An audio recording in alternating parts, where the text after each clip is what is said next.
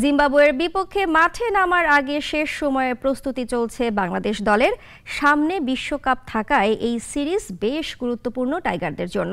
চট্টগ্রামের তীব্র গরম উপেক্ষা করেও প্রস্তুতির কমতি রাখছে না স্বাগতিকরা। এদিকে লড়াই করতে প্রস্তুতি নিচ্ছে জিম্বাবুয়ে দলও। রাজিবুল ইসলামের রিপোর্টে বিস্তারিত।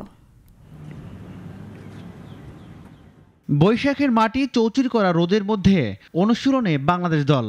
আগের 3 দিন ক্লোজ ডোরে অনুশীলন করার পর মাঠে প্রস্তুতি শুরু হচ্ছে মঙ্গলবার থেকে, যেখানে বন্দরনগরীতে ঘাম ঝরাচ্ছেন হাতুড়ি সিংহের শিষ্যরা।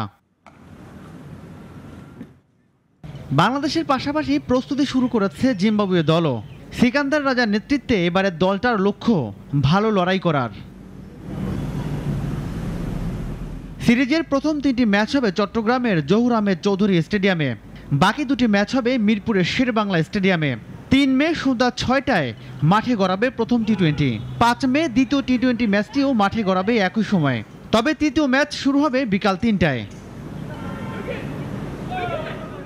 সিরিজের বাকি 2টি ম্যাচ অনুষ্ঠিত হবে 10 এবং 12 মে।